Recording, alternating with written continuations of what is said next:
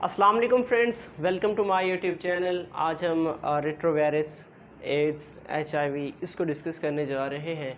और इस चैप्टर से रिलेटेड जो 2 लेक्चर हैं वो पहले मैंने अपलोड कर दिए थे, जिसमें हमने हिस्ट्री ऑफ वायरसेस को डिस्कस किया था और उसके साथ साथ स्ट्रक्चर ऑफ वायरसेस, जिसमें बैक्टीरियोफेज और चंद वायरल डिजीज़ जो ना हमने उसको डिस्कस किया था। ओके, तो आज हम रेट्रोवायरस को डिस्कस करने जा रहे हैं। और अगर आप लोग नए हैं तो मेरे चैनल को सब्सक्राइब करें। ओके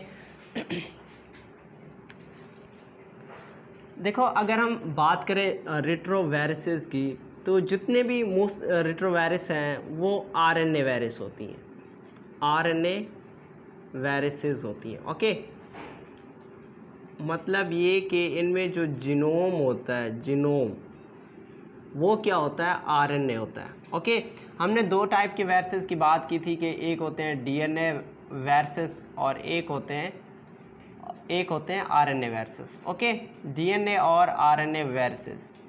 तो अब ये जो RNA वायरस हैं, मोस्टली हम रेट्रोवायरस को RNA ऑन्कोवायरस भी बोलते हैं, ऑन्कोवायरस भी बोलते हैं। अब उसकी वजह ये है कि ऑन्कोवायरस में भी DNA वायरसेस और RNA वायरसेस होती हैं। Okay, RNA viruses. अब ये जो RNA वायरसेस हैं और ये वाले वायरसेस हैं, रेट्रोवायरस हैं, इनकी करैक्टरिस्टिक्स मिलती जुलती हैं। अब उसकी वजह ये है कि ये जो ना कैंसर काज करते हैं। ओके, रेट्रोवायरसेस को हम मोस्टली केसेस में क्या कहते हैं, ऑन्कोवायरसेस भी कहते हैं। उसकी वजह ये है कि इनमें जो RNA वायरसेस होती हैं ऑन्कोवायरस की, वो जो ना रेट्रोवायरस की तरह, या रेट्रोवायरस ही समझ लें उनको, कि वो क्या करती हैं, कैंसर काज करती हैं। मिसाल के तौर पर आप हेरेप्स सिम्प्लेक्स वायरसेस की बात कर लें, जो कि RNA ऑन्कोवायरस है और मतलब ये कैंसर काज करता है, और उसके साथ साथ ये रेट्रोवायरस भी है। ओके, तो मतलब ये है कि जो ऑन्कोवायरस हैं उनमें जो ना रेट्रोवायरसेस भी आ जाती हैं, जो कि क्या उनमें RNA उनका जेनेटिक मटेरियल होता है। ओके, अब ये जो रेट्रोवायरसेस होती हैं इनमें मतलब इनका जो साइज़ होता है, साइज़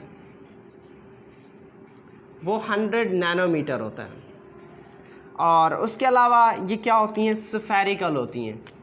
क्या होती हैं, स्फेरिकल होती हैं। और स्फेरिकल होने के साथ साथ इनका अपना प्लाज्मा मेम्ब्रेन भी मौजूद होता है। ओके, मिसाल के तौर पर समझ लें ये एक रेट्रोवायरस है। ओके, और इसमें ये जो ये है, ये इसका हुआ, ठीक है, ये इसका कैप्सिड हुआ, कैप्सिड, और ये इसका वो जीनोम हुआ RNA वाला, और ये इसके क्या है, रिवर्स ट्रांसक्रिप्टेज एंजाइम है। ठीक है, अब इसमें जो रिवर्स ट्रांसक्रिप्टिव एंजाइम है, ठीक है, इसका बहुत ही बड़ा रोल होता है इसमें। ओके, बहुत बड़ा रोल होता है कि इसमें, इसी रेट्रोवायरस में, क्योंकि यही क्या करता है कि इसके RNA को पहले DNA में कन्वर्ट करता है, फिर उसको बैक्टीरिया के होस्ट के अंदर भेज देता है। ठीक है, होस्ट के मतलब जो सेल है उसमें भेज देता है, और ये उसके ऊपर बहुत ज़्यादा मतलब स्पाइक्स मौजूद होती हैं, और ये इसका क्या है, एनवलप है। ओके, तो ये क्या है, उसका एनवलप है, मतलब आउटर मेम्ब्रेन होता है जो इसको सराउंड करता है, उसको प्रोटेक्शन प्रोवाइड करता है। अब इसमें हमने बात की है कि इसके जीनोम में क्या है कि RNA है, और RNA के अलावा इसमें क्या मौजूद होता है, उसके जो जीनोमिक मटेरियल है उसमें रिवर्स ट्रांसक्रिप्टेज एंजाइम भी पाया जाता है। अब इस रिवर्स ट्रांसक्रिप्टेज एंजाइम का फंक्शन क्या है कि ये जो वायरस का RNA होता है, ओके, ये जो वायरस है ना, इसका जो RNA है, RNA, इसको किस में कन्वर्ट करता है, DNA में कन्वर्ट करता है। किसका काम है, इस रिवर्स ट्रांसक्रिप्टेज एंजाइम का, मैं लिख रहा हूँ RT। ओके, RT का क्या काम होता है कि इसका जो RNA का जीनोम होता है उसको DNA में कन्वर्ट करता है। ये किसका काम होता है, रिवर्स ट्रांसक्रिप्टेज एंजाइम का काम होता है। ठीक है, अब होता क्या है कि ये समझ लें कि ये क्या है, ये इसका होस्ट सेल है। ठीक है, होस्ट सेल में ये देखें, ये डायरेक्ट हम जो ना इसकी एंट्री की बात करते हैं, ये फॉर एग्जांपल वही जो ना ये रिवर्स ट्रांसक्रिप्टेज जो रिट्रोवायरस है, ठीक है, आरएनए वायरस है। ओके, ये इसका वो रिवर्स ट्रांसक्रिप्टेज हो गया, और ये क्या हो गया, उसका जो जो ना एनवलप हो गया। ओके, एनवलप हो गया। अब उसके बाद यही जो ना क्या होता है कि ये विद इन द सेल्स क्या होता है कि ये इंटर होता है, ठीक है। अब इंटर होने के बाद जो ना फिर क्या होता है कि इसका जो मतलब एनवलप तो वैसे बाहर रह जाता है, लेकिन इसका जो जीनोमिक मटेरियल है विद कैप्सिड वो क्या होता है, इंटर होता है। इंटर होने के बाद फिर क्या होता है, इसके जो ये आरएनए के स्ट्रैंड्स हैं वो मतलब within the cell release होते हैं, मतलब ये जो कैप्सिड है वो डिज़ोल्व हो जाता है या रिलीज़ हो जाता है, ठीक है। और उसके अलावा इसमें जो आरएनए जो इसके रिवर्स ट्रांसक्रिप्टेज एंजाइम है, ठीक है, ये जो इसका आरएनए होता है उस आरएनए को किस में कन्वर्ट करते हैं, डीएनए में कन्वर्ट करते हैं। ये किसका काम है, इसके जो आरटी रिवर्स ट्रांसक्रिप्टेज एंजाइम मौजूद होते हैं, इनका क्या काम होता है कि वो इसके आरएनए को किस में कन्वर्ट करते हैं, डीएनए में कन्वर्ट करते हैं। और यही डीएनए फिर इनके जो होस्ट सेल का जो जीनोम होता है उसमें इंटर हो जाते हैं, ठीक है। और उसे क्या करते हैं कि मतलब हाईजैक कर लेते हैं। हाईजैक करने के बाद उसको ऑर्डर करते हैं कि चल भाई अब हमारा काम कर, ठीक है। तो वो बेचारा इनका जो जीनोमिक मटेरियल है, ठीक है, इनका जो होस्ट का जो जीनोम है वो क्या करता है, इनके जो आरएनए है या इनका जो जीनोम है उसकी कापियाँ तैयार करता है। और कापियाँ तैयार करने के बाद दोबारा जो उसका डीएनए होता है, ये जो प्रोवायरस हम बोलते हैं, ठीक है, प्रोवायरस इस टाइप में कैटेगरी में हम उसको बोलते हैं कि यही जो प्रोवायरस है दोबारा वो किस में कन्वर्ट होता है कि इसका जो जीनोम है वो दोबारा इस आरएनए में कन्वर्ट होता है। आरएनए में कन्वर्ट होने के बाद जो ना दोबारा ये जो इनका सिंथेटिक मशीनरी है जो होस्ट सेल का अटैक हो चुका है, वो हाईजैक हो चुका है, तो वो क्या करता है, प्रोटीन तैयार करता है, ठीक है। अब वो प्रोटीन मतलब ये कि वो दोबारा कैप्सिड बनाता है उसको इन्वलप करने के लिए, उसको सराउंड करने के लिए, ठीक है, किसको, इस जेनेटिक मटेरियल को, ठीक है। अब ये जो आरएनए है, ठीक है, और मतलब ऐसा समझ लें कि ये जो ना वो कैप्सिड इसकी अब इस कैप्सिड की प्रिपरेशन हुई है, ठीक है। अब यह कैप्सिड और दोबारा मतलब ये जो जेनेटिक मटेरियल है ये इसमें असेंबली होती है, मतलब ये कि ये इसमें आ जाता है, ठीक है। जो आरएनए है वो किस में आता है, इस एनवलप में आ जाता है। ओके, इस एनवलप में ये आरएनए आ जाता है, ठीक है। एनवलप नहीं, सॉरी, कैप्सिड की बात कर रहा हूँ।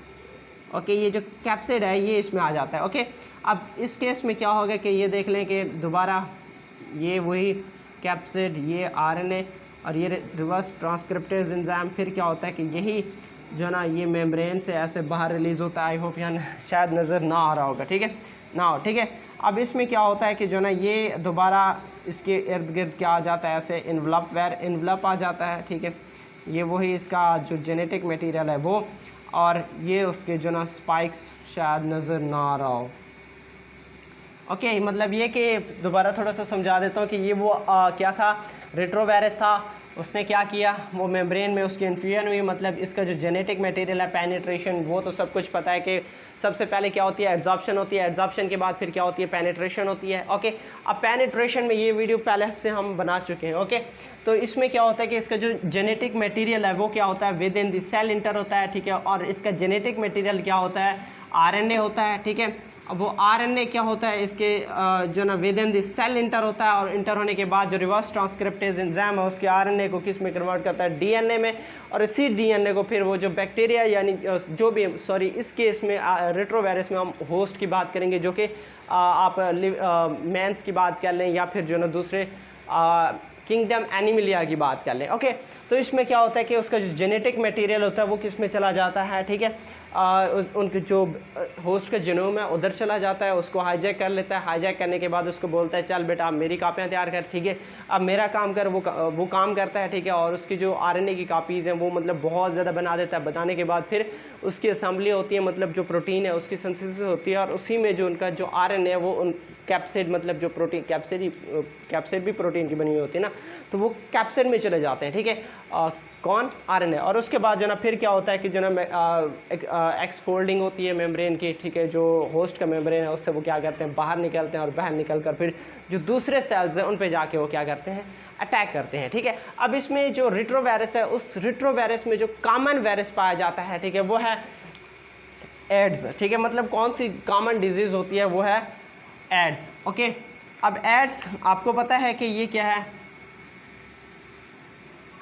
Acquired immuno deficiency syndrome. और क्या है कि ये जो ना नमूनिया, इसके मतलब सिम्टम्स है फर्स्ट ऑफ ऑल 90s 80 में डिस्कवर हुआ था, ठीक है, 90s 80 में डिस्कवर हुआ था। और उसके अलावा ये नमूनिया काज करता है और जो ना इसमें वस्कुलर कैंसर है। अब वस्कुलर कैंसर की अगर मैं बात करूं कि वस्कुलर कैंसर में जो ना वस्कुलर कैंसर में जो सर्कुलेटरी सिस्टम है वो आ जाता है।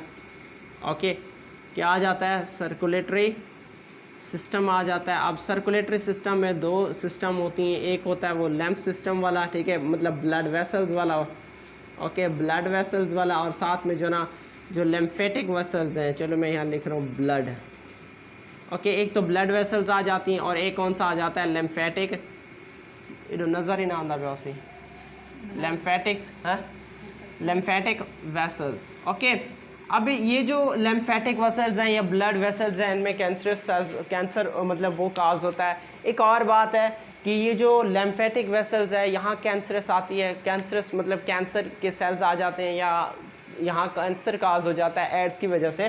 तो अब ये जो एड्स है ये लिम्फेटिक सिस्टम को किस तरीके से इफेक्ट करता है? देखो, ये जो लिम्फेटिक सिस्टम है, लिम्फेटिक सिस्टम, आपने लिम्फेटिक सिस्टम में या लिम्फेटिक वेसल्स में आपने लैम्फ नोड को भी डिस्कस किया था। किसको डिस्कस किया था? लैम्फ नोड्स को डिस्कस किया था, लैम्फ नोड। अब ये जो लैम्फ नोड है, लैम्फ नोड का क्या काम होता है कि ये जो ना लिम्फेटोसाइट्स बनाता है। अब उन लिम्फेटोसाइट्स का क्या काम होता है कि वो इम्यून सिस्टम प्रोवाइड करते हैं, ठीक है, इम्यून सिस्टम प्रोवाइड करते हैं, इम्यून सिस्टम प्रोवाइड करते हैं। और इसी लिम्फेटोसाइट्स में हमारी कौन कौन से लिम्फेटोसाइट्स आ जाती हैं, ठीक है। आप टी लिम्फोसाइट्स की बात कर लें, ओके, टी लिम्फोसाइट्स की बात कर लें। ये भी क्या है? लिम्फेटोसाइट्स हैं, लिम्फोसाइट्स की संथिसिस होती है। और ये लिम्फोसाइट्स का क्या काम होता है कि ये इम्यून सिस्टम में इन्वॉल्व होते हैं, ओके। अब जब ये जो इन पे इफ़ेक्ट कर रहा है, इन पे इफ़ेक्ट कर रहा है, तो उसकी वजह से आपकी जो टी सेल्स हैं वो भी क्या होंगे? इफ़ेक्ट होंगे। मैं थोड़ा सा इसको रेज कर लेता हूँ, उसके बाद नेक्स्ट डिस्कस करते हैं, ओके। ठीक है, हमने बात की थी लिम्फोसाइट्स की, लिम्फोसाइट्स की। काफ़ी दिन बाद जो ना ये लेक्चर बना रहा हूँ तो इस वजह से ज़बानी मतलब वो नहीं हो रहा, ओके। अब लिम्फोसाइट्स में हम बात करते हैं टी लिम्फोसाइट्स की, टी लिम्फोसाइट्स की। मोस्टली जो एड्स है, एड्स के जो वायरस है HIV वायरस, ठीक है, HIV, तो इसका जो मेन काज होता है, मेन इफेक्ट होता है वो किस पे होता है? टी लिम्फोसाइट्स पे, ओके। अब इस टी लिम्फोसाइट पे कुछ रिसेप्टर्स मौजूद होती हैं जिन्हें हम बोलते हैं CD4 receptors, okay, CD4 receptors. और इसके अलावा जो ना CD8 रिसेप्टर्स, या इनको हम कैजुअली जो ना आमतौर पर हम बोलते हैं कि ये CD सेल्स हैं, ये क्या है? CD8 सेल्स है, ठीक है। अब उसकी वजह क्या है कि ये जो ना पहली बात तो ये कि इन पे रिसेप्टर्स मौजूद होते हैं, ओके। अब वो जो HIV वायरस है वो उस रिसेप्टर पे आके अटैच होता है, अटैच होने के बाद उसको क्या करता है? वो डिस्ट्रॉय कर देता है। तो ये जो लिम्फोसाइट्स है या जो मोनोसाइट्स है, ये जो मैक्रोफेग्स है, ये मौजूद कहाँ होते हैं? ये आपका वाइट ब्लड सेल्स जो ल्यूकोसाइट्स है, मतलब वहाँ मौजूद होती हैं। या आपके ये ल्यूकोसाइट्स का क्या है? वाइट ब्लड सेल्स का क्या है? पार्ट है, ठीक है। ये क्या है? मैं यहाँ लिख देता हूँ कि ये क्या है? Part of white blood cell. White blood cell आपके बॉडी के इम्यून सिस्टम में इन्वॉल्व होता है। और ये जो लिम्फोसाइट्स होती हैं ये क्या होती हैं कि ये प्रोटेक्शन में आपके बॉडी को इम्यून प्रोवाइड करती हैं। लेकिन जो HIV वायरस है वो आके लिम्फोसाइट्स पे यानी blood vessel white blood cells पे आके अटैक करता है। और अटैक किस जगह पे करता है? उसके CD4 रिसेप्टर्स मौजूद होते हैं, वहाँ जाके आके मतलब अटैच होता है। अटैच होने के बाद वो टी लिम्फोसाइट्स को क्या करता है? डिस्ट्रॉय कर देता है। तब जो टी लिम्फोसाइट्स हैं, जो लिम्फोसाइट्स हैं, उनकी तादाद क्या हो जाती है? कम हो जाती है। तो इस वजह से आपका जो बॉडी का इम्यून सिस्टम है वो क्या हो जाता है? वीक हो जाता है। इसका कोई और काम नहीं होता। HIV वायरस की वजह से कोई और मतलब खुद कोई डिजीज़ काज नहीं करती, ओके। ये बात याद रखना है कि HIV वायरस का सिर्फ काम यही होता है कि वो बॉडी के इम्यून सिस्टम को वीक कर देता है। जब बाकियों को मौका मिलता है, दुश्मनों को मौका मिलता है कि अब मतलब पता चलता है कि हाँ भाई आ गया वक्त इन पे अटैक करने का, ये कमज़ोर हो चुके हैं, ठीक है, तब जो ना क्या करेंगे, वो आके इस पे अटैक करेंगे। लेकिन HIV वायरस खुद कुछ नहीं करता, उसने क्या करना है, सिर्फ और सिर्फ आपके बॉडी के जो इम्यून सिस्टम है उसको वीक करना है। फिर जो हमसायों को पता चलता है वो ज़ख्मों पर पानी छिड़कते हैं, ठीक है। तो इस केस में हम बोलते हैं अपॉर्चुनिस्टिक इन्फेक्शन। ओके, इस चीज़ को हम क्या बोलते हैं, opportunistic infection. Opportunistic infection actually बहुत ज़्यादा मतलब डिज़ीज़ ऐसे होते हैं जो ऐसा समझ लें